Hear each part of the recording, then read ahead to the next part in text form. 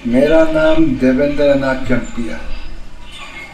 मेरा जन्म तांतनगर प्रखंड अंतर्गत खिलपुंजी टोली हरिपी के एक साधारण किसान परिवार में हुआ है। 1944 को हमारे पिताजी स्वर्गीय कूजा चम्पिया किसान थे और तसर का पालन करते थे। उससे जो कमाई होती थी, उससे जो आय होती थी, उससे हमको हाई स्कूल कॉलेज तक उससे हमको पढ़वाया। हमारा गांव खिलपुंजी टोली हरिपी बस्ती है। मुश्किल से 10-11 मकान है और बस्ती सिंहासन पहाड़ के तलहटी पे नीचे है जी। और सिंहासन पहाड़ की चोटी चट्टान है, चोटी पूरा चट्टान है और बहुत उसका सुंदर छटा है। और बचपन में सिंहासन पहाड़ हम अक्सर जाया करते थे। गर्मी छुट्टी के बाद जब पानी बरसता था, सिंहासन पहाड़ पर हम निश्चित रूप से चढ़ते थे।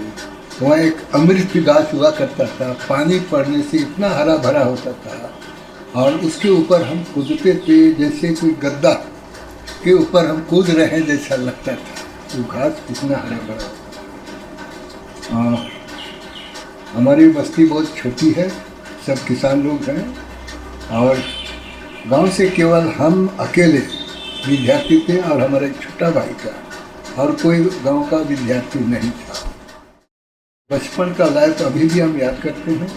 उस समय हम लोग तीर धनुष पकड़ा करते थे, पक्षी वगैरह बहुत हुआ करते थे, हर गाछ में पक्षी हुआ करता था। तीर धनुष लेके जाते थे, कोई ना कोई पक्षी एक या दो जरूर मार के ले आता था। और उस समय हम लोग लट्टू खेलते थे। लट्टू का खेल उस समय बहुत ज़्यादा प्रचलित था गाँव में। बड़े बुजुर्ग लोग किसी गाछ के नीचे गांव के लोग बैठते थे, वहाँ हल और खटिया का काम करते थे, वहाँ हम लोग भी रहते थे। और शाम को बुजुर्ग लोग एक जगह बैठते थे पूरा गांव के बस्ती के। गांव की क्या स्थिति है, गांव खराब हो रहा है या ठीक हो रहा है, उस पर वो लोग बात किया करते थे। अगर गांव गलत दिशा की ओर जा रहा है तो बात करते थे हम लोग क्या करें कि गांव सही दिशा में चले। और गांव के बस्ती के हर बच्चे जवान लोग आते हैं और चारों ओर बैठ जाते हैं, चुपचाप बुजुर्गों की बात सुनते थे। इसलिए उस समय के बच्चे जवान गांव की क्या स्थिति है, समाज की क्या परिपाटी है, क्या परंपरा है, उसको लोग सीखते थे, जानते थे। लेकिन आजकल बुजुर्ग लोग एक जगह बैठते नहीं हैं और किस्सा कहानी भी नहीं बताते हैं, गांव के बारे में बात भी नहीं करते हैं। इसीलिए आजकल के जवान लोग अपने समाज की परिपटी कल्चर के बारे में नहीं जानते हैं। लोक कथा भी सुनाया करते थे पुराना बुजुर्ग लोग, और लोक कथा हम लोग सुनते थे, बहुत ध्यान से सुनते थे। इसीलिए लोक कथा भी उस समय बुजुर्गों से सुनकर के हम लोग सीखते थे। लेकिन आजकल ना तो लोक कथा है, ना तो गाँव के बारे में कुछ बात होती है। तो मैं एक लोकोक्ति, मुहावरा, ये सारा बहुत प्रचलन था। तो आपस में मुहावरा बोलता था और पूछता था इसका क्या अर्थ होता है, हम लोग भी सुनते थे। और स्कूल जाते जाते भी हम लोग ये मुहावरा बोलते जाते थे और अपने साथियों से पूछते थे ये मुहावरा का क्या अर्थ होता है। इतना ज़्यादा उसमें मुहावरा वगैरह का प्रचलन था। आजकल वो सब टोटली खत्म हो गया। प्रारंभिक शिक्षा हमारी ब्यात का स्कूल खियाटंगल मिडिल स्कूल में हुआ। हमारे गांव से स्कूल की दूरी 5 किलोमीटर। पैदल आना जाना करते थे, गर्मी हो चाहे बरसात हो, पैदल आना जाना करते थे। मिडिल पास करने के बाद हमने एडमिशन लिया जिला स्कूल चाईबासा में। और उस समय हायर सेकेंडरी स्कूल हुआ करता था। 12वीं तक हम लोग हाई स्कूल में ही पढ़ा, परीक्षा लिखा, पास किया, तो टाटा कॉलेज चाईबासा में हमने एडमिशन लिया। हम जिला स्कूल तक पहुँचे। जिला स्कूल से पास आउट होने के बाद सबूर गया था एग्रीकल्चर कॉलेज में एडमिशन लेने के लिए। वहाँ हमको नकार दिया गया है कि यहाँ जिन लोग शुद्ध रूप से प्योरली साइंस से पास करता है उन्हीं लोगों का एडमिशन होता है।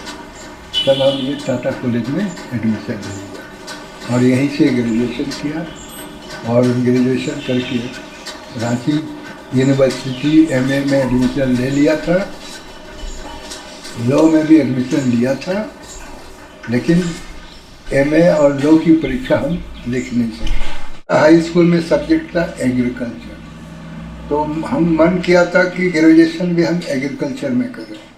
तो एग्रीकल्चर कॉलेज में एडमिशन कराने के लिए हम गए थे बेलोर, संथाल परगना बेलोर, बेलोर में सबोर। लेकिन वहाँ हमको स्पष्ट शब्दों में कहा गया कि जिन लोग एग्रीकल्चर विषय से पास करता है मैट्रिक, उन लोग का यहाँ एडमिशन नहीं होता है। जिन लोग प्योर साइंस से मैट्रिक की परीक्षा पास करता है, उन लोग का यहाँ एडमिशन होता है। तब वहाँ से निराश होकर के हम टाटा कॉलेज चाईबासा में एडमिशन लिया। ग्रेजुएशन हमने यहीं से किया, पॉलिटिकल साइंस में ऑनर्स किया और रांची यूनिवर्सिटी में एमए की शिक्षा प्राप्त करने के लिए एडमिशन लिया। हम वहाँ रह कर के लॉ कॉलेज में भी एडमिशन लिया। उस समय बिहार के चीफ मिनिस्टर थे, नाम भूल रहे हैं, विद्यार्थी मेरे जिगर के टुकड़े बोला करते थे। उनकी सरकार गिर गई क्योंकि विद्यार्थियों को जिगर का टुकड़ा बोला करते थे, विद्यार्थियों के बीच में बहुत ज़्यादा वह लोकप्रिय हो गया था। इसीलिए जब उनकी सरकार गिर गई तो पूरा स्टूडेंट हंगामा किया और उस हंगामा में हम अरेस्ट भी हो गया था। रांची के जेल में हमको डाला गया था। उस समय का वीसी ने प्रयास किया, वीसी का नाम भूल रहे हैं, उनके प्रयास से जेल से हम लोग को बाहर निकाल दिया गया।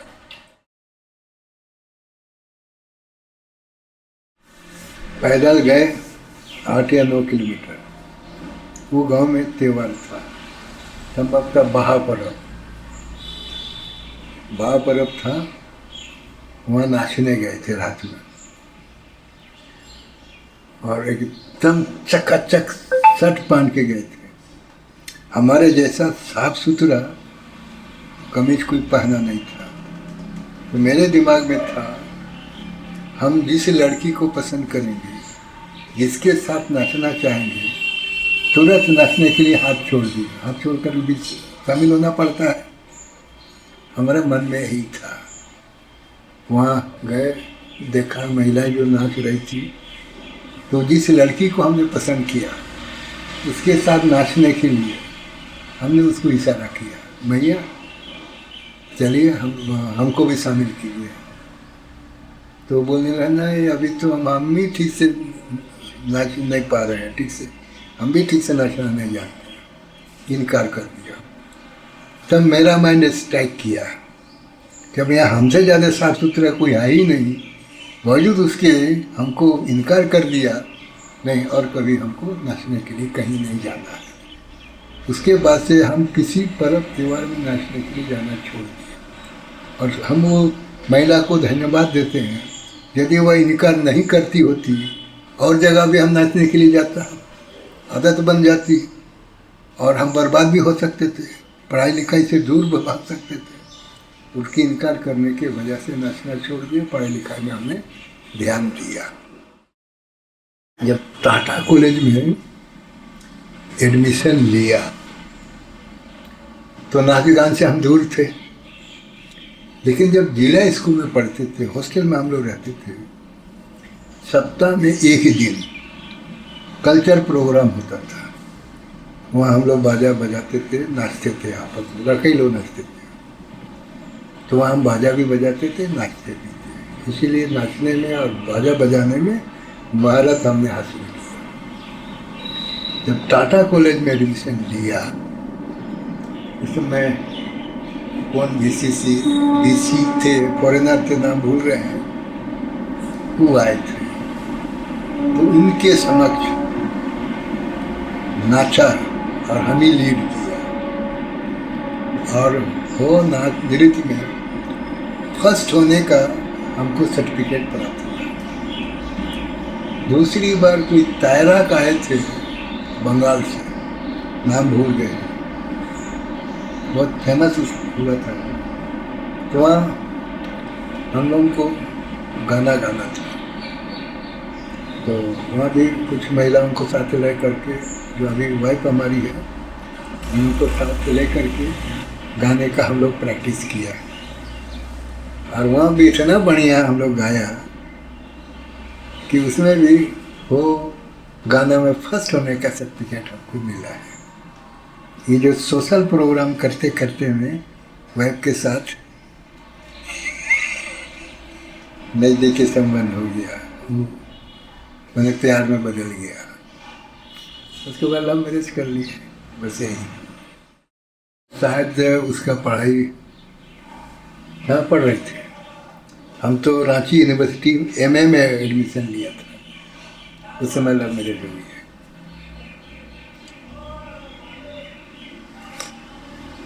हम लोग के समाज में ज़्यादा लव मैरिज होता है और सोशल मैरिज कम। पहले तो सोशल मैरिज में दूल्हा दुल्हन को एक दूसरे से परिचय नहीं कराया जाता था, गार्जियन के चॉइस पर सोशल मैरिज होता था, और अभी गार्जियन के चॉइस पर नहीं। जिन दोनों को शादी करना है, दोनों एक दूसरे को अगर पसंद करता हो, दोनों में जान पहचान हो, तब अभी सोशल मैरिज होता है, पहले वैसा नहीं था। इसीलिए पहले हो समाज में 3-4 तरह की शादी थी।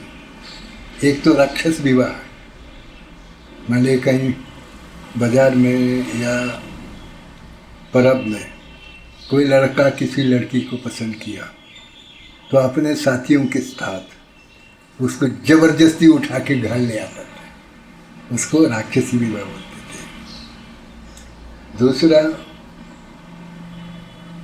कोई लड़की किसी पर्व त्योहार या किसी भी समय अगर लड़का का घर किसी काम से जाती है अपने गार्जियन लोगों के साथ या लोगों के साथ, अगर लड़का का माँ बाप या अगल बगल के लोग लड़की को पसंद कर लिए, इसको बहू बनाएंगे, तो वहाँ उसको हल्दी लेपा जाता था, हल्दी लेपन, और शादी हो जाती थी।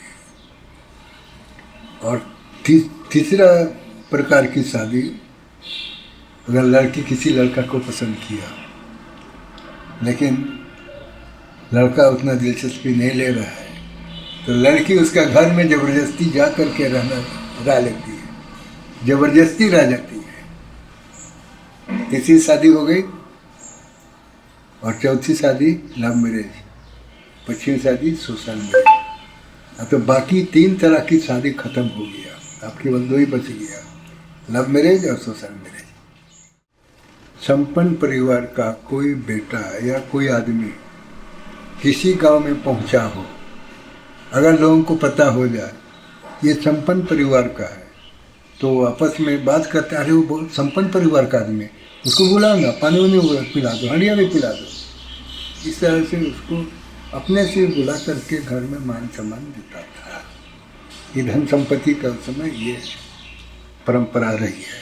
बल्कि एक CAG से रिटायर किया है, सम बोईपई नाम भूल रहे हैं, AG का, वो चीफ पोस्ट से रिटायर किया है। शादी के लिए प्रस्ताव हुआ था नया गांव, दीपनी से पूर्व साइड में एक नया गांव, इनकार कर दिया।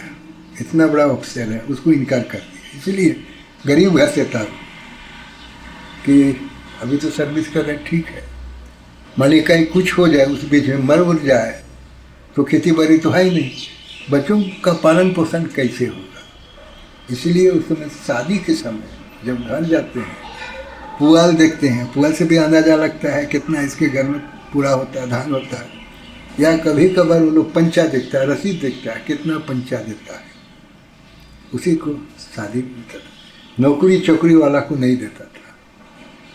हाँ, नौकरी चौकरी वाला अगर अच्छा परिवार का है उसको दे देता। अब उल्टा हो गया है, क्योंकि अब एक तो पेंशन मिलता है नौकरी के बाद, या अनुकंपा के आधार पर वो परिवार से किसी को नौकरी मिलती है। इसीलिए अभी नौकरी करने वालों को प्राथमिकता दी जाती है। इसीलिए अब थोड़ा पैसा के उन लोगों का रुझान हुआ।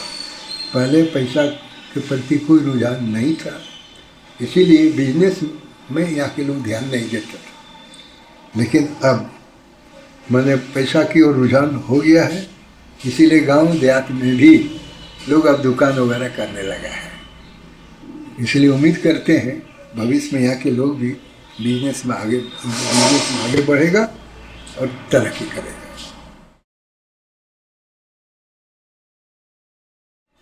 राजनीति में प्रवेश करने के पहले एक बिरसा सेवा दल का गठन हम लोग यहाँ किया था। बिरसा सेवा दल के अध्यक्ष हम थे और उस समय पैसा वैसा खर्च करना नहीं पड़ता था। कहीं भी मीटिंग हम लोग बुलाते थे, एक पैसा खर्च नहीं होता था।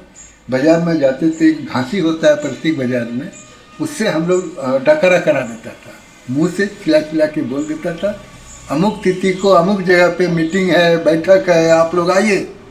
और लोग अपने से आता था, पैदल आता था। उसमें गाड़ी घोड़ा तो नहीं था, पैदल आते थे और विशेष सेवा दल की ओर से हम लोग मीटिंग किया करते थे।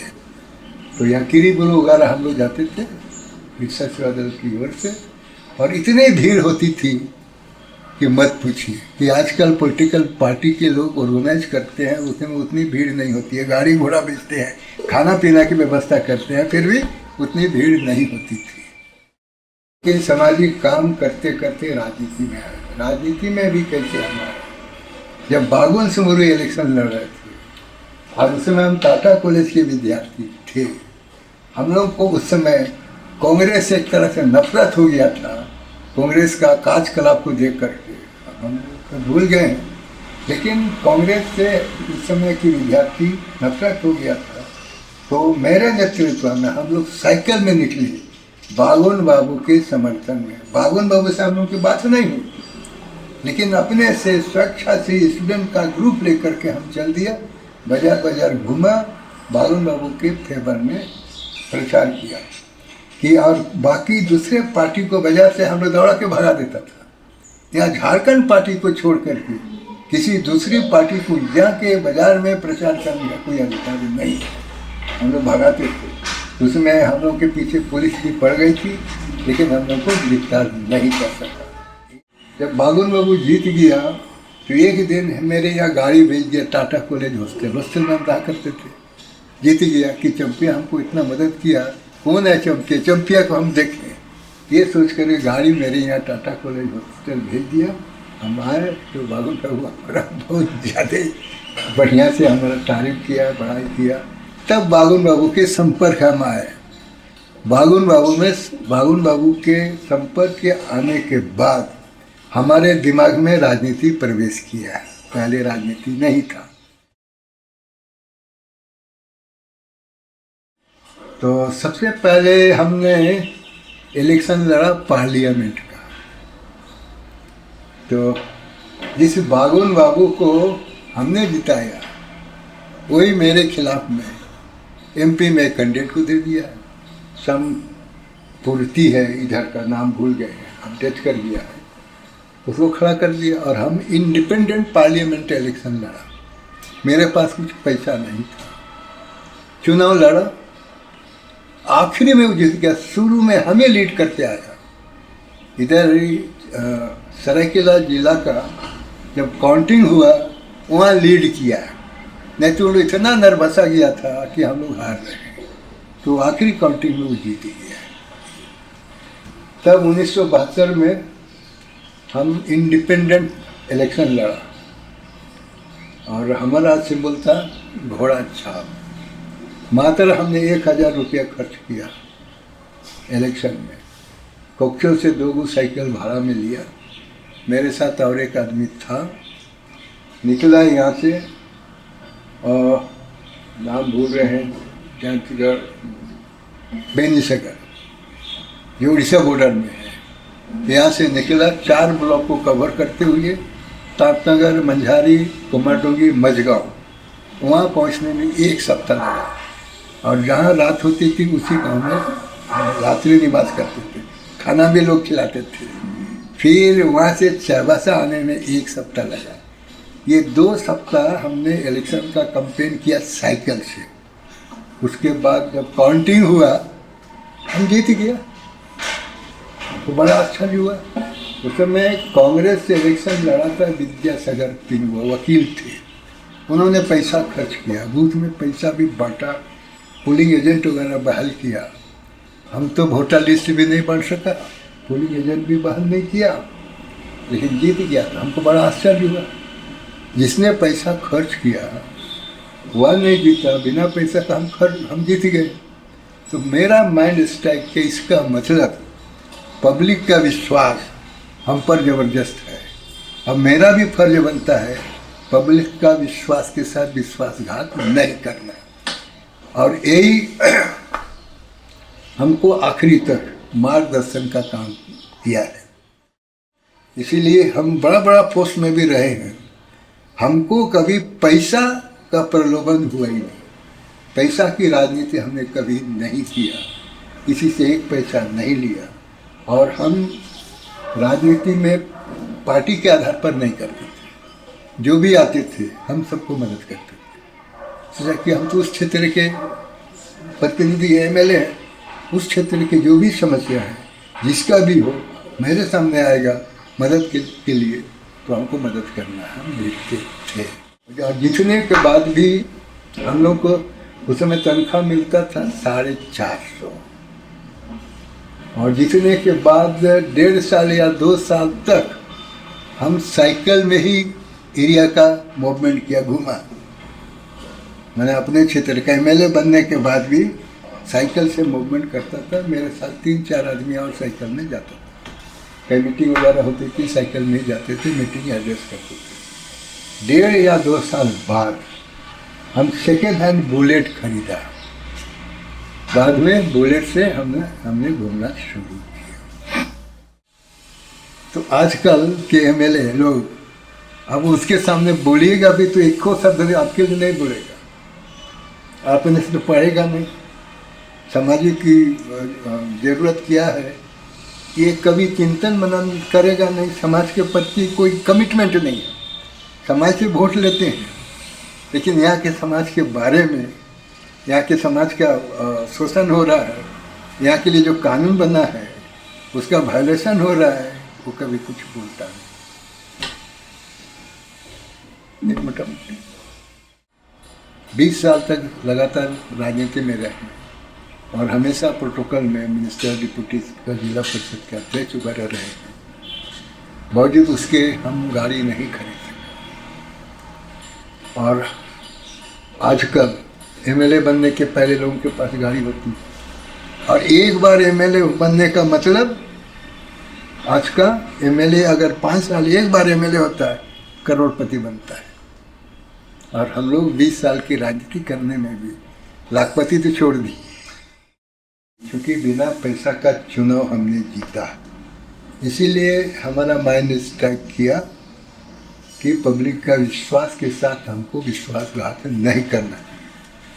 इसीलिए जहाँ भी भिड़ने का होता था, जो भी समस्या मेरे पास लोग लाते थे, हम भिड़ते थे, और उन लोगों को भी साथ में लेके जाते थे। रिक्शा में बैठने का होता है, रिक्शा भी का भाड़ा भी हम उठाते थे। जिनका काम से जाते थे उनसे ही हम नहीं कहते थे कि रिक्शा का भाड़ा दो, हमें रिक्शा का भाड़ा नहीं, और भिड़ते थे, और भिड़ने से काम भी होता है। हम लोग के समय में पब्लिक कभी अपना गिरबान सिसको रखता नहीं था। अपने सोच करके, समझ करके क्या ज़रूरत है क्षेत्र में, उसके अनुरूप हम लोग बात रखते थे। जैसे हमारे समय में 1 इंच पक्की सड़क मझगांव क्षेत्र में नहीं था। हटगमरिया से मझगांव, चाईबासा से भरभरिया, मंझारी, ये रोड को हमने सेक्शन करवाया। उस समय प्रोजेक्ट स्कूल हुआ करता था, प्रोजेक्ट स्कूल सरकार ने कर दिया। शिक्षकों की नियुक्ति प्रोजेक्ट स्कूल के लिए जो गवर्निंग बॉडी बनी थी, गवर्निंग बॉडी ने शिक्षकों की नियुक्ति किया। नियुक्ति तो कर दिया, लेकिन शिक्षकों की सेवा को सरकार रेगुलराइज नहीं कर रही थी। उस समय हमारे यहाँ से पोलान से भी बहुत सारे शिक्षक गए हुए थे प्राइवेट स्कूल के, पटना में धरना प्रदर्शन के लिए। जब धरना प्रदर्शन उन लोग कर रहे थे, उनको गिरफ्तार करके जेल में डाल दिया था। उसके बाद सेशन हुआ तो हम गए, हमारे क्षेत्र के शिक्षक लोग गिरफ्तार हैं। इसीलिए हम उन लोगों की गिरफ्तारी के विरोध में हाउस के फ्लोर पर बैठ गया धरना पर। किसी एमएलए से डिस्कशन नहीं हुआ, क्योंकि सभी एमएलए के कंस्टिट्यूंसी में प्राइवेट स्कूल है और स्कूल में कार्यरत शिक्षकों के साथ वही समस्या है जो हर स्कूल के साथ समस्या है, शिक्षकों के साथ। तो बिन बोले हम जब धरना पर फ्लोर पर बैठ गए, उन लोग बिन बोले मेरे पीछे आकर के हर एमएलए मेरे पीछे बैठ गया। और उस समय क्या दुबे, नाम भूल गए, मुख्यमंत्री थे, वो अपने चैम्बर में थे। जब चैम्बर में थे, वहाँ तो लगा हुआ है ना अपने चैम्बर में, तो उस समय ये टीवी तो नहीं था, क्या रिकॉर्डिंग लगा हुआ था, अल्लाह गुल्ला सुना तो चला आया बिंदेश्वरी दुबे मुख्यमंत्री। तो हमसे बोला चमटिया उठो, हमला नहीं उठेंगे जब तक हम लोग की समस्या का समाधान नहीं होगा।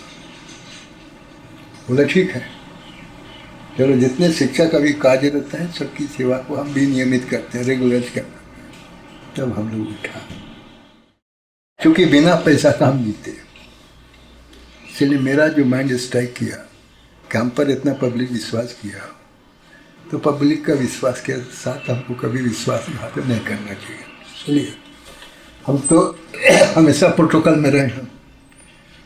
और प्रखंड के प्रमुख, जिला परिषद के अध्यक्ष, 2 बार मिनिस्टर, 1 बार डिप्टी स्पीकर, 20 साल तक लगातार राजनीति में रहने के बावजूद भी हम अपने लिए गाड़ी नहीं खरीद सके, क्योंकि सरकारी गाड़ी मेरे पास हुआ करती थी। लेकिन जब 1995 में चुनाव हम हारा, और चुनाव भी कैसे हारा उसको भी थोड़ा सा हम बता दें। जब हम डिप्टी स्पीकर थे और जैक का बिल को हाउस में रखवाने के लिए जो एमएलए लोगों से हम अपने विरोध में हाउस में धरना प्रदर्शन उन लोगों को कराया, ये अपने विरोध में हाउस के फ्लोर पे एमएलए को धरना प्रदर्शन कराने के 2 सप्ताह बाद हम कोमाडंगी गए थे अपने निर्वाचन क्षेत्र। वहाँ एक क्या मायाधर बेरा, बहुत पुराना कांग्रेसी है, उनसे भेंट हुई, चाय हम लोग पी रहा था, तो हम इस बात की चर्चा की। हमने ऐसा किया, अपने खिलाफ में मेरे लोगों को बैठाया जैक का बिल को पारित कराने के लिए। तो उन्होंने कहा मोटा सर, वो मेरा पीएस था वहाँ का, कोमाडोंगी का, वो प्रमुख भी थे। मोटा सरदार सिंह के साथ तो हम लोग यहाँ सुबह शाम चाय पीते हैं, लेकिन गलती से बताया भी नहीं। तो हमको गुस्सा आया, जिसको रखे इतना बड़ा पोस्ट में, गेटेड पोस्ट में, जब किसी को बताएगा ही नहीं हम क्या काम करते हैं, तो उनको पीएस रखने से क्या फ़ायदा है। हमने उसको पीएस पद से हटा दिया। 8 महीने बाद इलेक्शन हुआ, वो मेरे ही खिलाफ में खड़ा हो गया जेएमएम से, और 10-11 हज़ार वोट हमारा काट दिया, और हम 500 वोट से आ गए। मैंने ये समझ लीजिए कि सोशल वर्क करना भी कभी कभार आत्मघाती स्टेप हो जाता है। और हम गाड़ी खरीदे हैं 1995 में चुनाव हारने के 5 साल बाद, 2000 में, वो भी पंप के बलबूते। अगर पेट्रोल पंप नहीं होता तो शायद चुनाव हारने के 5 साल बाद भी हम गाड़ी नहीं खरीद सकते। ये बैंक ऑफ बड़ौदा से हमने फाइनेंस कराया, दिया, गाड़ी खरीदा, तब से अभी हम मेरे पास गाड़ी है। हम मीडिया में नहीं जाते, ये जितना हम काम कर, जैसे अभी मुख्यमंत्री से हम लोग बात किया, हम किसी मीडिया को शेयर नहीं किया। लोग काम भी नहीं भी करते हैं तो तुरंत मीडिया में जाते हैं। मीडिया में इसलिए नहीं जाते हैं, मीडिया को बोलिएगा समय समय पर आपसे डिमांड करता है, 15 अगस्त को, 26 जनवरी को, और पेपर में कुछ दीजिए। अब हमारे कमाइयाँ नहीं है, और जिन लोग 2 नंबर के कमाई है उनके लिए कुछ चिंता की बात नहीं है। चुनाव में हमने आज तक पैसा कलेक्शन किसी से नहीं लिया, 1 पैसा नहीं। बल्कि पार्टी की ओर से जो फंड मिलता है वो भी पूरा खर्चा नहीं हो पाता है। बाद में तो फंड मिलने लगा ना, एक बार सीता बाबू जबरदस्ती हमको थमा दिया। सीता बाबू से बहुत दोस्ती थी, सीता बाबू को जानेंगे ना, तो नगर पिता उसको बोला जाता, बहुत लोकप्रिय आदमी, हर किसी का घर जाते हैं, गरीब से गरीब घर भी जाते, यहाँ भी 2-3 बार आए मेरे यहाँ। तो चुनाव के समय किसी बात को लेकर के हम उसके पास गए, बिन मांगे हमको 5,000 रुपया थमा दिए। नहीं हमको नहीं दे, नहीं हम चुनाव लड़ रहे हैं, चुनाव में पैसा खर्च होता है, इसे जबरदस्ती हमको एक बार 5,000 थमाए, बस बिन मांगे एक बार 5,000 हमको मिला। आज़ादी के तुरंत बाद चुनाव के समय गांव के मुंडा मंत्री परंपरागत संस्था वाले घर घर से 1 मूठा चावल और 4 आना पैसा कलेक्शन करते थे, और वो कलेक्टेड मनी और चावल से जिस दिन वोटिंग होता है उस दिन हंडिया लोग बनाते थे। जितने लोग वोट डालने आते थे उन लोग भी हंडिया पी के वापस जाते थे, और बूथ में जिन लोग काम करते थे उन लोगों के लिए नाश्ता पानी की व्यवस्था विचाराना करके जो घर घर से कलेक्शन होता है उसे नाश्ता पानी की व्यवस्था हो जाती। इसलिए उसमें बहुत विशाल संख्या में लोग वोट देने आते थे, और उस समय इलेक्शन को वोट पर्व के रूप में यहाँ लोग प्रचलित किया था। जब से यहाँ पैसा की राजनीति का प्रवेश हुआ है, अब लोग व्यक्ति के प्रतिभा, व्यक्ति के गुण को नहीं देखते। जो आदमी ज़्यादा खिलाता पिलाता है उसी को लोग जोग्स मानते हैं, उसी को सबसे अच्छा मानते हैं, और सबसे ज़्यादा वोट वही खींच के ले जाते हैं। इसीलिए आजकल सही आदमी नहीं जीत रहे हैं, जो समाज के प्रति समर्पित है, समाज के बारे में सोचते हैं, वैसे लोग अभी नहीं जीत रहे हैं, बल्कि जिन लोग दलाली करते हैं दूसरों की, वैसे लोग ही आजकल जीत रहे हैं। चूँकि चुनाव के पैसा खर्च होता है, तो चुनाव के समय में पूंजीपतियों से पैसा चंदा के रूप में ले लेते हैं, और जिन लोगों से पैसा चंदा लेकर के चुनाव जीतते हैं, चुनाव जीतने के बाद जिन लोगों से पैसा लिए हैं चंदा, उन लोगों का ज़्यादातर आसानी करते हैं, समाज के बारे में बोलते ही नहीं। मतलब आज की राजनीति कॉमर्शियलाइज्ड हो गई है। पहले की राजनीति जनमत से संबंधित, जनता के लिए पहले की राजनीति थी, आज जनता के लिए राजनीति नहीं है, समाज के लिए राजनीति नहीं। आज की राजनीति अपने लिए, स्वार्थ की राजनीति, यही फर्क है। पैसा खर्च नहीं करेगा वो जीतेगा। अच्छा, अब एमएलए पार्लियामेंट इलेक्शन की बात छोड़ दी, असेंबली पार्लियामेंट के इलेक्शन छोड़ दी, अभी तो मुखिया इलेक्शन में भी ये चीज़ हो गई है। मुखिया इलेक्शन में काफ़ी लोग पैसा खर्च करते हैं। उसके बाद मुखिया जो गांव के विकास के नाम पर, पंचायत के विकास के नाम पर जो फंड आता है उसका भी मिसयूज हो रहा है। इसीलिए जैसा विकास यहाँ होना चाहिए वैसा विकास नहीं हो रहा है, यही जो समाज के लिए घातक भी कह सकते हैं। जब तक आदिवासी इलाका में बाहरी लोगों का आगमन नहीं हुआ था, तब तक यहाँ के लोग समाज के प्रति कमिटेड थे, समाज को ही सर्वे सर्वा समझता था, और समाज के लिए सर्वस्व निछावर करने के लिए तैयार होता था। समाज के नाम पर अपने को बलि करने से भी लोग हिचकता नहीं था।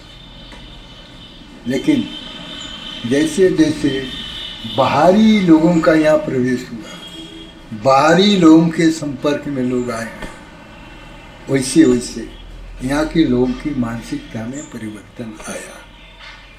यहाँ के लोग बहुत सीधे साधे हैं, सरल स्वभाव के हैं, नैतिकता है, चरित्र है, झूठ नहीं बोलते हैं। यहाँ चोरी चमारी क्राइम नाम की कोई चीज़ नहीं है। लेकिन बाहरी लोगों के संपर्क में आने के बाद, चूँकि यहाँ की सबसे बुरी आदत है पेय पदार्थ, हंडिया पीना। पहले यहाँ के लोग हंडिया पीते थे काम करने के लिए, नशा होने के लिए नहीं पीते थे। लेकिन अब बाहरी लोगों के संपर्क में आने के बाद यहाँ के लोगों को बरगलाने के लिए या अपने पक्ष में करने के लिए हंडिया दारू पिलाना शुरू कर दिया, मांस मछली खिलाना शुरू कर दिया और ज़रूरत पड़ने पर कुछ पैसा भी देना शुरू कर दिया। और जिधर से खान पान मिलता है उस ओर यहाँ के लोग सीधे साधे हैं, बहुत जल्दी उस ओर लोग भटक जाते हैं। और यहीं से यहाँ के समाज में एक परिवर्तन आया, यहाँ की नैतिकता खत्म हो गई, चरित्र खत्म हो गया। इसलिए अभी यहाँ की राजनीति पैसा और हंडिया दारू की हो गई है।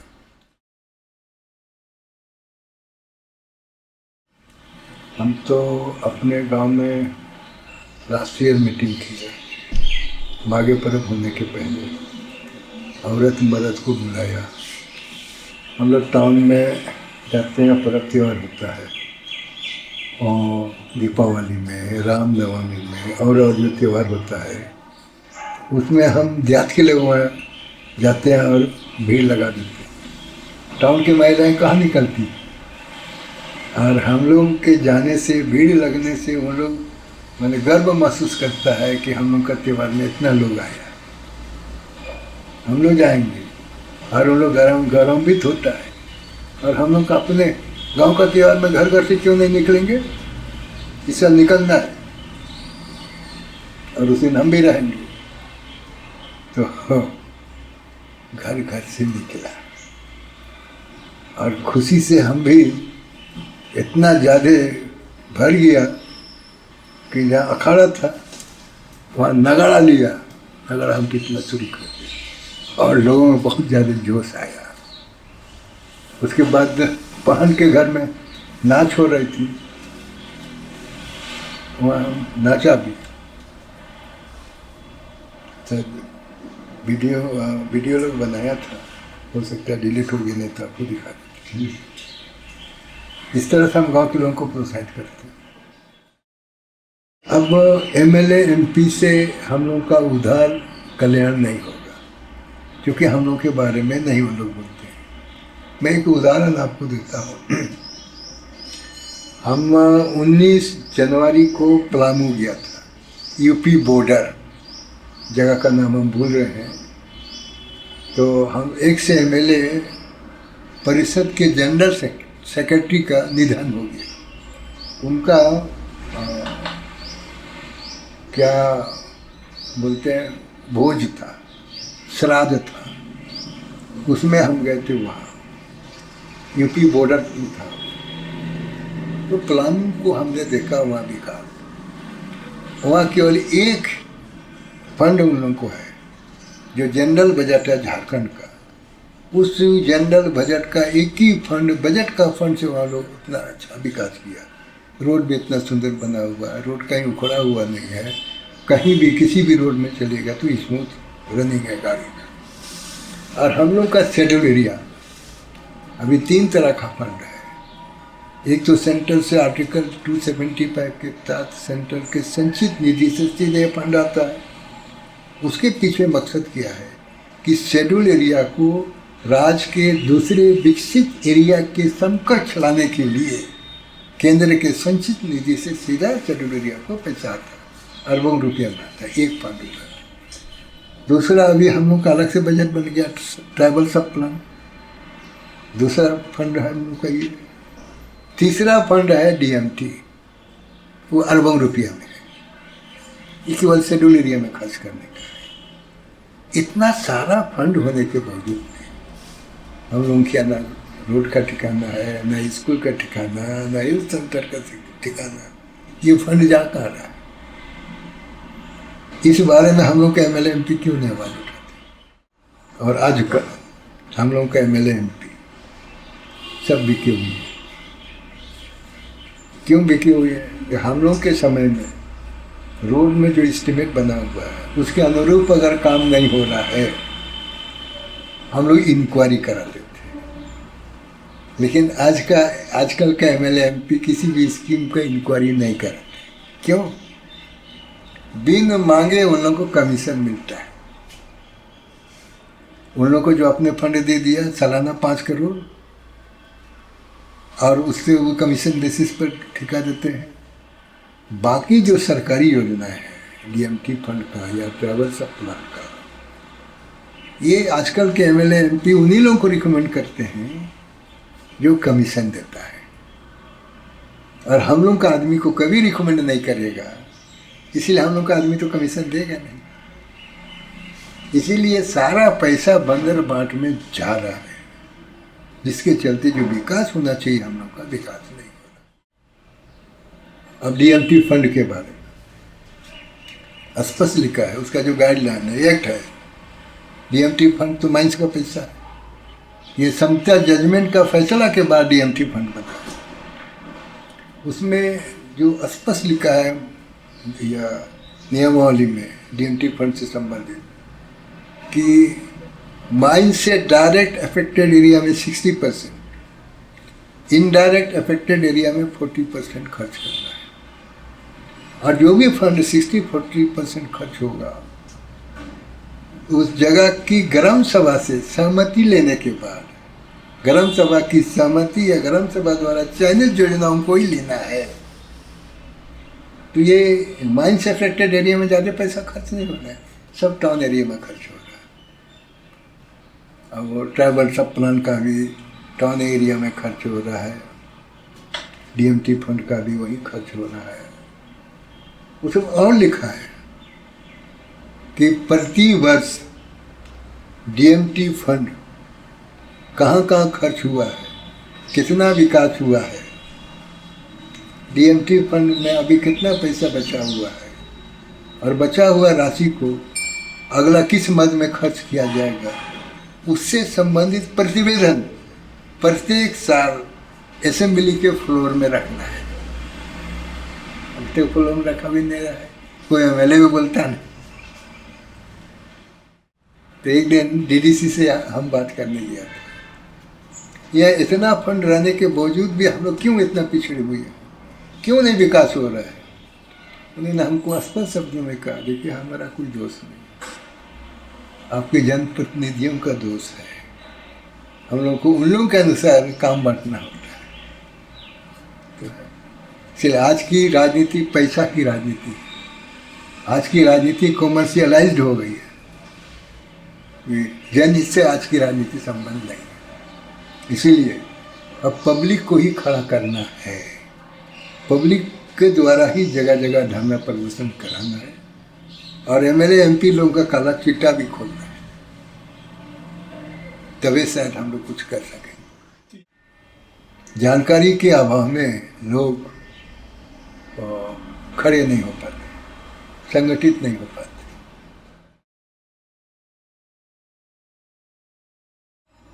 जब 72 में नया एमएलए थे, उस समय हमको उतना आइडिया नहीं था। केदार पांडे मुख्यमंत्री हुआ करते थे, इंडिपेंडेंट हम चुनाव जीते थे, बिल्कुल नया था। उन्होंने एक प्रस्ताव लाया मुंडा मानकी प्रथा को ख़त्म करने का। उनका प्रस्ताव 2 था। नंबर 1 कि मुंडा मानकी को मालगुजारी का 16% कमीशन देना होता है, और जिसके चलते सरकार को रेवेन्यू में घाटा होता है। अगर मुंडा मानकी पद्धति को ख़त्म कर देंगे, 16% जो मुंडा मानकी को जाता है वो सरकार का रेवेन्यू खजाना में आएगा। नंबर 1। नंबर 2, मुंडा मानकी प्रति ज़मीन का मालगुजारी प्लेन पेपर में काटता है, सरकारी खजाना में जमा नहीं करता है। अगर मुंडा मानकी पद्धति को ख़त्म कर देंगे तो प्रति ज़मीन का मालगुजारी भी सरकारी खजाना में आएगा। ये 2 प्रश्न। हम तो जब भी टॉप लेवल मीटिंग होती है होमवर्क करके जाते हैं, तो पूरा अपना हिसाब किताब किया। एक के गांव का एवरेज मालगुजारी, उस समय तो मालगुजारी भी कम था 72 में, एवरेज मालगुजारी बैठा दिया प्रत्येक गांव का 200। तो 16% के हिसाब से मुंडा मानकी को 200 का 32 रुपया कमीशन में देना है, और 8 आना बैठा दिया प्रति ज़मीन का मालगुजारी। तो 32 और 8 40 रुपया साल में मुंडा मानकी को कमीशन देना होता है 200 में। फिर सरकारी कर्मचारी का भी हमने वर्कआउट किया, तनख्वाह मिलता है, उस समय उन लोगों का भी तनख्वाह कम था, और मालगुजारी वसूल करने जाएगा तो टीए तो लेगा। तो साल में एक सरकारी कर्मचारी को 25-26 हज़ार देना होता है तनख्वाह और टीए मिला करके। तब एक पॉइंट को हमने वहाँ रखा कि इन लोगों को साल में 40 रुपया देंगे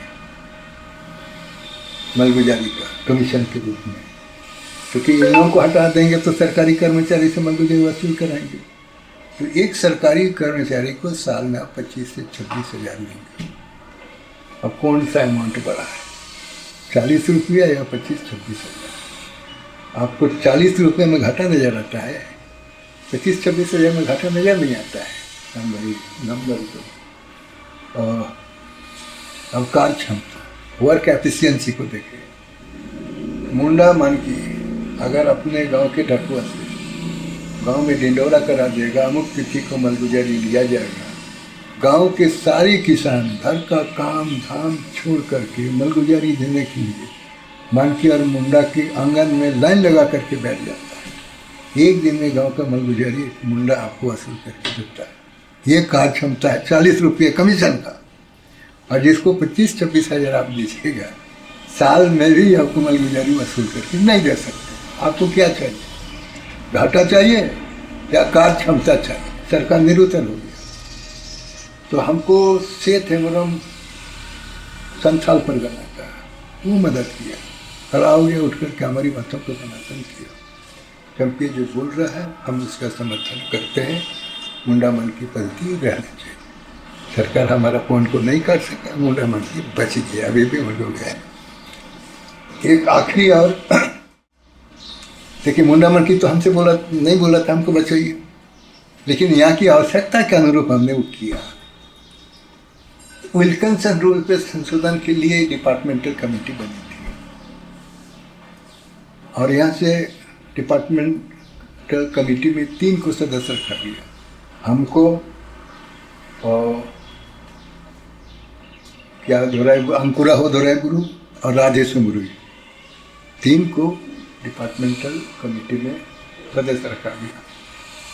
तीसरी या चौथी मीटिंग हुई, विल्किंसन रूल तब तक हमने पढ़ा नहीं था। असेंबली से विल्किंसन रूल लिया, तो विल्किंसन रूल का स्टडी हमने किया। उसके बाद संविधान का आर्टिकल 13 को हमने पढ़ा। आर्टिकल 13 में रूल्स रेगुलेशन, इसको विधि का बल प्राप्त है, उसमें रूढ़ी प्रथा भी है। रूल्स रेगुलेशन रूढ़ी प्रथा तो विधि का बल प्राप्त है।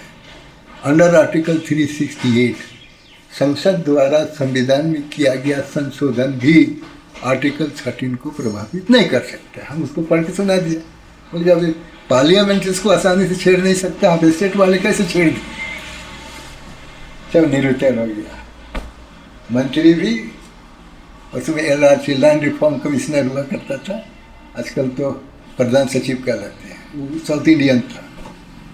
जब ये बात हम बोल दिए सब चुप हो गया। तब LRC साउथ इंडियन ऑफिसर हमसे कहा, लेकिन बागुन बाबू ने तो संशोधन के लिए लिखा है। हम बोला फिर बागुन बाबू की कॉपी आप ही हम लोग को दी, आप ही हम लोग को मिसगाइड कर रहे हैं।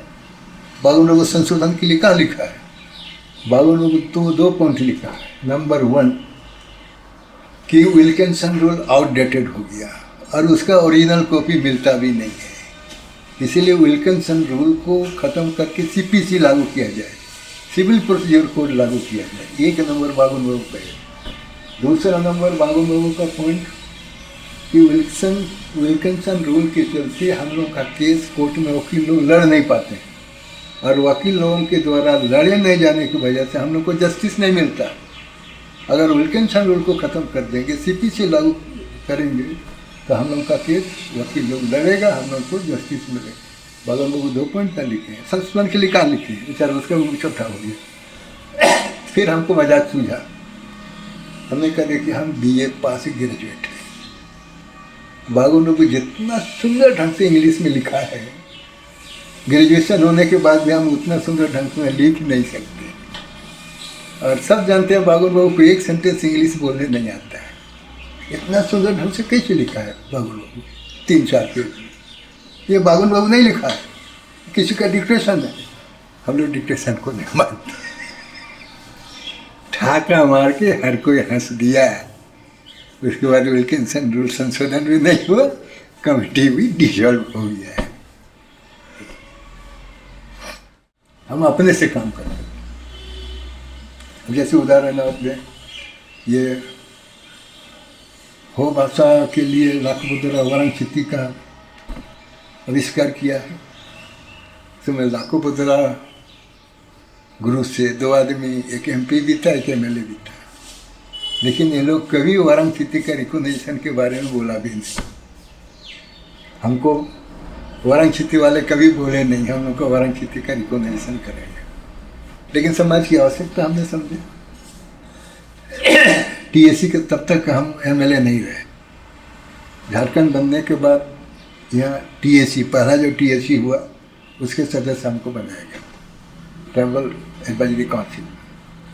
तो उसी में इस बात को हमने उठाया, तो TSC ने वाराणसी को रिकॉग्निशन दिया। फिर बात यह हुआ कि ठीक है, लिपि का रिकॉग्निशन हम लोग किए हैं, लेकिन वाराणसी में टेक्स्ट बुक हम लोग लिखते हैं, तो टेक्स्ट बुक भी हमने लिखवाया 1 से 5 वर्ग तक वाराणसी में, और सरकार रकम से उसका प्रिंटिंग भी हुआ, इसको बांटा भी गया।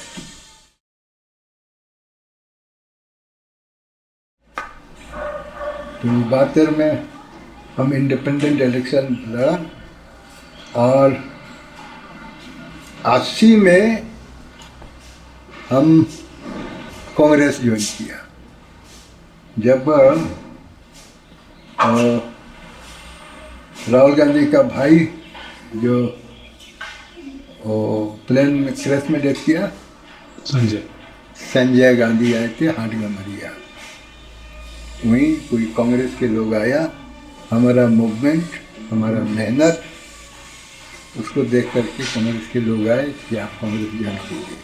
फिर अपने लोगों से हमने कंसल्ट किया, सबकी सहमति बनी, आप कांग्रेस ज्वाइन कीजिए। तब हाटगमरिया में हम कांग्रेस ज्वाइन किया। तो 80 का इलेक्शन कांग्रेस से हमने लड़ाए, जीता, और उस समय हम बुरशट और फुल पैंट पहनते थे। तो जिस समय टिकट हमको मिला, पार्टी की ओर से फंडिंग के लिए पटना बुलाया गया था। हम बुरशट और फुल पैंट में गया, तो जो दिल्ली से आया, हमसे उन्होंने कहा, आप ये फुल पैंट और बुरशट पहनते हैं, कैसे आपको पब्लिक रिकॉग्नाइज करता है? अब रिकॉग्नाइज करता है तभी तो हम एक बार इलेक्शन जीता है। उसमें भी हम जीता, और जो फंड मिलता था पार्टी की ओर से, हमारा पूरा खर्चा नहीं होता था, बच जाता था, इसीलिए कहीं हाथ फैलाने की जरूरत भी नहीं पड़ती थी, किसी से चंदा लेने की जरूरत भी नहीं पड़ती थी। और जब कांग्रेस से हम जीत गया, तो सेक्रेटरिएट वगैरह जाते थे, गेट में पुलिस हमको रोकता था, कार्ड मांगता था, आई कार्ड दिखाता था। हम जब बोलते थे MLA, तो विश्वास नहीं करता था, क्योंकि बुरशट और फुल पैंट में होते थे, और जवान थे, विश्वास नहीं करता तो आई कार्ड दिखा। अब पटना साइड के साधारण जनता भी धोती और कुर्ता पहन के जब सेक्रेटरिएट घुसता, तो पुलिस कोई रोकता नहीं था। हम सोचे हो तो यहाँ की ही पहचान है, हमको भी धोती कुर्ता पहनना है, और बाद में धोती कुर्ता जो पहना तो हमको भी गेट में कोई रोकता नहीं था। उसके बाद से हमारा ड्रेस हो गया है धोती कुर्ता, अभी भी हम धोती कुर्ता पहनते हैं। 80 के पहले पंचायत चुनाव हुआ, तो मुखिया लोग मेरे पास आया, आपको प्रमुख हम लोग बनाएंगे तांतगर प्रखंड का। बोला मुखिया है ये नहीं, हम कैसे प्रमुख बनेंगे? नहीं, आपको हम लोग कॉप्ट करेंगे। बहुत उन लोग रिक्वेस्ट, पहले हमको विश्वास नहीं हो रहा था, लेकिन बाद में बार बार रिक्वेस्ट किया तो विश्वास हुआ, और हमको लोग कॉप्ट किया, और कॉप्ट किया वो पंचायत समिति का सदस्य के रूप में। तो बाद में हमको प्रमुख के रूप में हम लोग चुनाव जीता भी दिया। उसके बाद यहाँ जिला परिषद के इलेक्शन हुआ, समय रमाश्रय प्रसाद यहाँ के जिला के इंचार्ज मिनिस्टर हुआ करते थे। उन्होंने हमको कहा कि अब जिला परिषद इलेक्शन लड़िए। बोले क्या हम लड़ेंगे? नहीं लड़ेंगे। तो फॉर्म भर दिया, उसमें भी हम जीत गए। उसमें बागुन बाबू खिरीबुरु का कोई झा या ओझा, पलंगों का कोई कंट्रैक्टर हुआ करता था खिरीबुरु में। कंट्रैक्टिंग करते करते वो प्रमुख बन गया नोआमोडी प्रखंड का, और उसको खड़ा कर दिया मेरे खिलाफ में अध्यक्ष के पद, बागुन बाबू। तो लेकिन लड़े, हम जीत गए। जब जिला परिषद के अध्यक्ष थे तो इंजीनियर लोगों को हम अपने चैम्बर में बुलाते थे और कहते थे अमुक पद का एस्टीमेट बना दो, जो भी स्कीम है उसका उससे संबंधित एस्टीमेट बना दो। और एस्टीमेट का फाइल को पूरा हम लेके जाते थे। जहाँ टीएस कराने का होता है, टेक्निकल सेंक्शन, वहाँ हम ले जाते थे। अगर सुपरिटेंडिंग इंजीनियर से टीएस कराना होता है तो उसे कराते थे, चीफ इंजीनियर से टीएस कराना होता तो वहाँ फाइल लेके जाते थे। टीएस स्वयं कराते थे, और टीएस कराने के बाद उस समय आरडीडी, रीजनल डेवलपमेंट अथॉरिटी हुआ करता था, वहाँ हम फाइल ले जाते थे एक ही लिए। जब तक एडमिनिस्ट्रेटिव अप्रूवल नहीं होता तब तक तो स्कीम को धरातल पर नहीं लाया जा सकता। ये हम मैंने परसों करके काम करते थे, और इसीलिए उस समय हमने बहुत काम कराया, टीएस करा करके, ए करा करके। अच्छा, जिस समय हम प्रमुख थे और जिला परिषद की बैठक को पार्लियामेंट और असेंबली के तर्ज पर मीटिंग की कार्रवाई हम चलाते थे। पूरा उसमें तो एक ही जिला था, 12 गोया घाटशिला साइड से लोग जिला परिषद में मीटिंग की कार्रवाई को देखने और सुनने के लिए आता था। काफ़ी भीड़ लग जाती थी। और उस समय जिला परिषद के अध्यक्ष हुई प्राइमरी स्कूल के शिक्षकों की नियुक्ति, प्रमोशन, ट्रांसफ़र करने का अधिकार था। और इसलिए उस समय सरकारी विद्यालय में शिक्षकों की कोई कमी नहीं होती थी, क्योंकि नियुक्ति यहीं से होती थी। नियुक्ति करते थे। हमने साल हम भूल रहे हैं 83 आसपास में हमने नियुक्ति किया हजारों शिक्षकों को, और देखा इन लोग अपॉइंटमेंट लेटर बांटेगा, भेजेगा, तो ऑफिस का लोग चक्कर मारेगा, शिक्षक लोग जिन लोगों को नियुक्ति हुई है, और अपॉइंटमेंट लेटर लेने के चक्कर में चढ़वा वगैरह इन लोग चढ़ाएगा।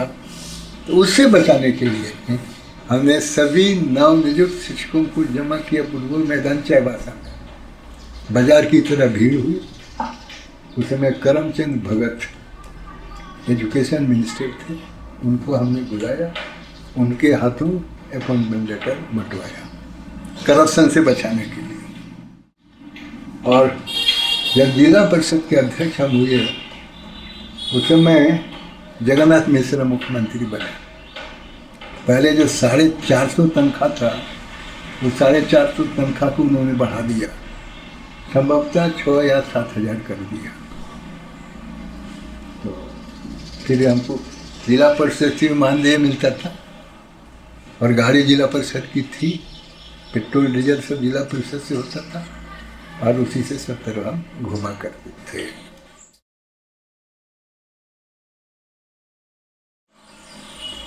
बाद के इलेक्शन में हम मिनिस्टर भी हुए, education minister, state education minister, और स्टेट एजुकेशन मिनिस्ट्री से भी हमने रिजाइन कर दिया। क्या एक झा थे कैबिनेट मिनिस्टर। एक बार नॉर्थ बिहार का कोई कॉलेज है, कॉलेज का नाम भूल रहा है, मुजफ्फरपुर साइड का, वहाँ शिक्षकों की नियुक्ति से संबंधित संचिका मेरे पास भेजा गया था।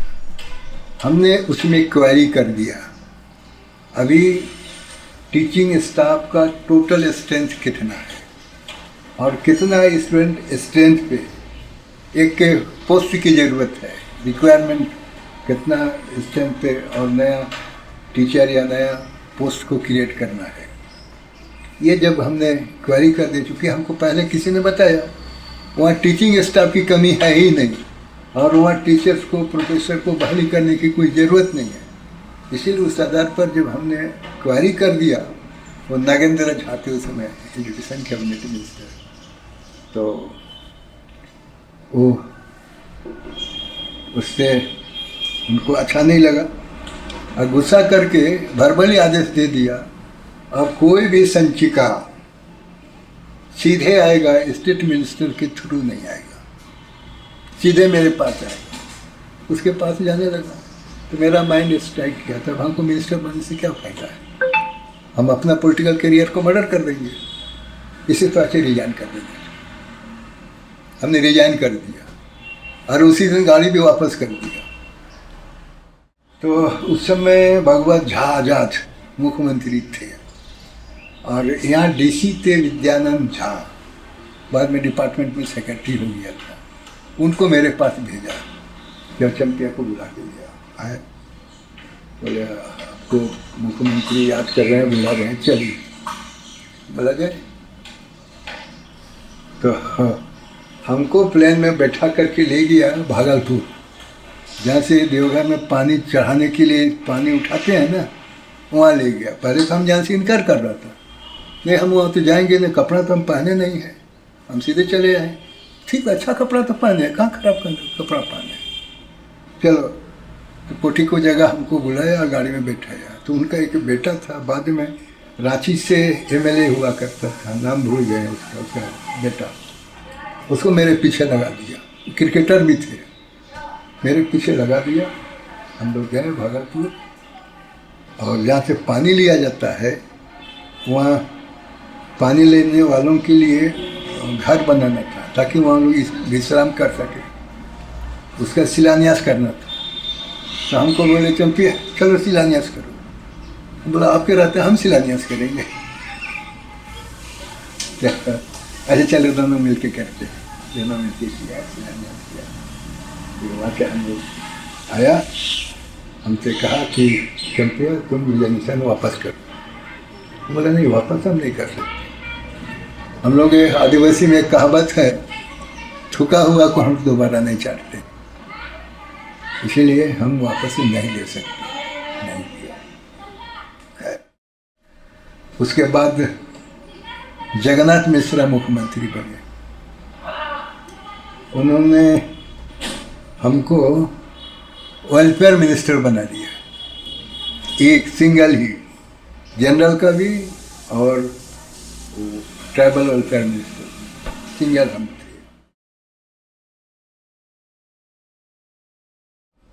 नब्बे में चूँकि कांग्रेस हार गया, लालू यादव की सरकार बनी, हम बहुत खुश थे, क्योंकि अभी तक हम मिनिस्टर रहे हैं। मिनिस्टर रहने की वजह से असेंबली में जितना हमको बोलना चाहिए उतना बोल नहीं पा रहे हैं, पब्लिक इशू को नहीं उठा पा रहे हैं। अब चूँकि अपोजिशन में बैठे हैं, पब्लिक इशू को हम जोरदार शब्दों में उठाएंगे, ये मेरे मन में था। लेकिन अब प्रस्ताव आया मेरे पास, हमको डिप्टी स्पीकर बनना है, तुरंत हमने एक्सेप्ट नहीं किया कि नहीं, हमको तो सोचने का मौका दीजिए। तीसरे या चौथे दिन फिर बहुत सारे लोगों ने हमको सजेस्ट किया, नहीं आपको बनना चाहिए, तब हमने कंसेंट दे दिया, तब हम डिप्टी स्पीकर बने। मैंने पद के हम कभी ये लालच में नहीं रहे, हमको हर पद अपने से मिला। दोनों बार मंत्री बने, अपने से हुआ, डिप्टी स्पीकर बने, वो भी अपने से हमको ऑफर किया गया, और यहाँ जिला परिषद के अध्यक्ष हुए, यहाँ भी हमको ऑफर किया गया, और प्रखंड के प्रमुख बने, वहाँ भी हमको ऑफर किया गया। कभी हमने पद की मांग नहीं किया।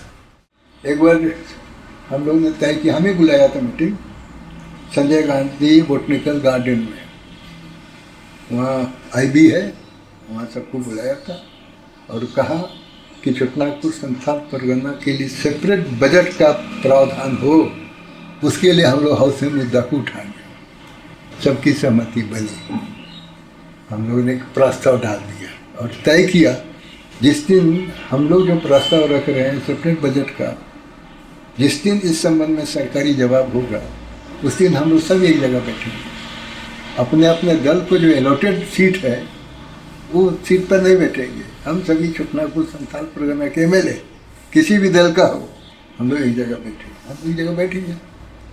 उसके बाद सरकारी जवाब होने लगा, हमने उसका विरोध किया कि हम लोग सरकारी जवाब से संतुष्ट नहीं है, इसलिए इसके विरोध में सदन का बहिष्कार करते हैं। सब आदमी हम लोग बाहर निकला तो ये रमेश्वर प्रसाद पार्लियामेंट्री मिनिस्टर थे, दौड़े दौड़े चला आया और कॉरिडोर गोल है, पटना असेंबली का कॉरिडोर गोल है, वो हमको रोका, बोला चंपिया तुम कांग्रेस के एमएलए हो, कांग्रेस की सरकार है, कोई एमएलए अपनी सरकार के विरोध में वॉकआउट नहीं करता है, इसलिए चलो वापस, जितना कांग्रेस की सब वापस। बोला देखिए हम लोग छपनापुर संथाल परगना से वोट लेते हैं और वहाँ की जन इच्छा के अनुरूप बात यहाँ तो नहीं उठाएंगे, वहाँ हम लोग को वोट नहीं मिलेगा। बोला वो तो ठीक है, लेकिन चूंकि कांग्रेसी है और अपनी सरकार के विरोध में वॉकआउट नहीं किया जाता, चलो। अब वो हमारा भी दिमाग ठीक से काम नहीं कर रहा था, लेकिन एक बेग हमारे दिमाग में स्ट्राइक हुआ, हमने कहा कि नहीं, हम लोग वॉकआउट नहीं कर रहे हैं, हम लोग चाय पीने के लिए कैंटीन जा रहे हैं,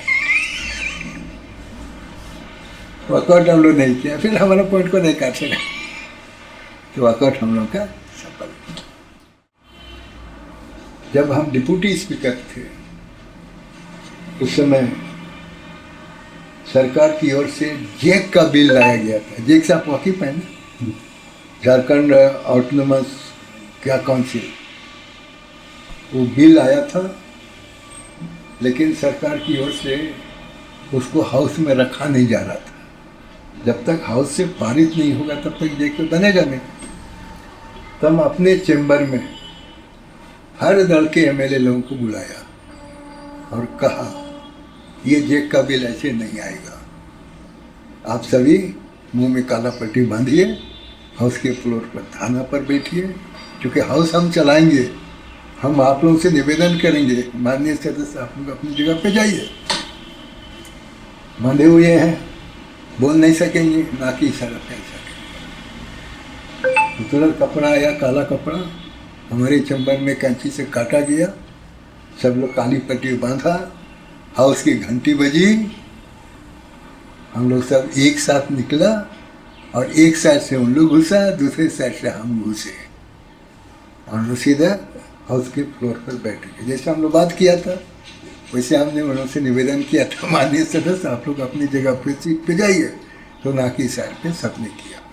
तब नॉर्थ बिहार का कोई एक एमएलए पॉइंट आउट किया, पॉइंट ऑफ ऑर्डर किया कि माननीय उपाध्यक्ष महोदय सदन ऑर्डर में नहीं है, सदन को ऑर्डर में लाइए, तभी हाउस का संचालन कीजिए।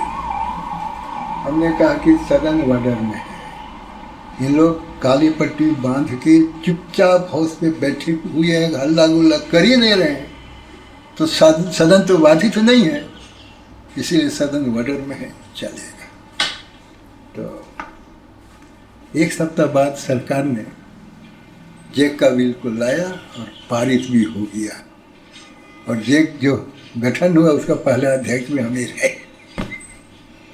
कहने का मतलब डिप्टी स्पीकर रखकर कि हम इतना हिम्मत किया, अपने विरोध में सदस्य लोगों को सदन के फ्लोर पे धरना पर बैठे, ये हर आदमी हिम्मत नहीं कर सकता है।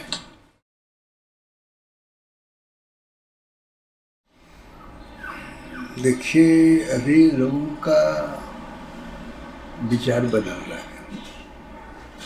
पहले चूंकि हिंदुत्व कार्ड फेंक दिया था, इसीलिए नहीं चाहते हुए भी हिंदुत्व के नाम पर लोग भाजपा को वोट देता था। अब उसे मोह भंग हो गया, इसीलिए हमको नहीं लगता है कि 24 में उस तरह का उसको विजय श्री मिलेगा, बहुत सीट उसका घटेगा। अच्छा, लोकतंत्र को बचाओ की बात हो रही है ना, हिंदू मुस्लिम सिख ईसाई, अच्छा कभी आदिवासी और ईसाई आपस में नहीं लड़ते थे, कितना बढ़िया संबंध बना के रखते थे, लेकिन अब यहाँ लड़वाना शुरू कर दिया। जबकि हम लोगों का संविधान धर्मनिरपेक्ष है, इसीलिए कांग्रेस के समय में राजनीति में धर्म को कोई स्थान नहीं दिया गया था। उस समय कांग्रेस के समय में जिन लोग उच्च पद पर हैं, मंत्री, प्राइम मिनिस्टर, चीफ मिनिस्टर, मंदिर नहीं जाते थे, याद कर रहे हैं ना। लेकिन चूंकि ये हिंदुत्व का कार्ड फेंक दिए हैं, इसीलिए कहीं भी जाना है तो पहले मंदिर का दर्शन करो। और इसी वजह से पहले कहाँ कांग्रेस मंदिर जाता था, कांग्रेस में जाने लगे, क्या करेगा, मजबूरी है। इसलिए संविधान को बदल रहा है, संविधान खतरे में। मोदी सरकार सबको अपने अधीन करना चाहे, न्यायपालिका को, कार्यपालिका तो है ही, और जो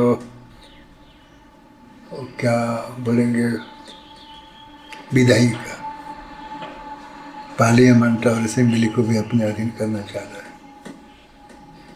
तो संविधान के अनुसार जिसका जो स्थान है उसके अनुसार ना होगा। और बताइए ना, दिल्ली को लेकर के सुप्रीम कोर्ट का फैसला कि ट्रांसफर पोस्टिंग का अधिकार स्टेट गवर्नमेंट को है, चुनी हुई सरकार को है। अगर चुनी हुई सरकार ट्रांसफर पोस्टिंग नहीं करेगा तो उनके अधीन जो ब्यूरोक्रेट्स हैं उसकी बात नहीं मानेगा, और बात नहीं मानेगा तो जो होना चाहिए विकास का काम नहीं होगा। तो सुप्रीम कोर्ट का फैसला के विरोध में अध्यादेश क्या निकाल दिया मोदी सरकार। तो ये है, जनतंत्र खतरे में है।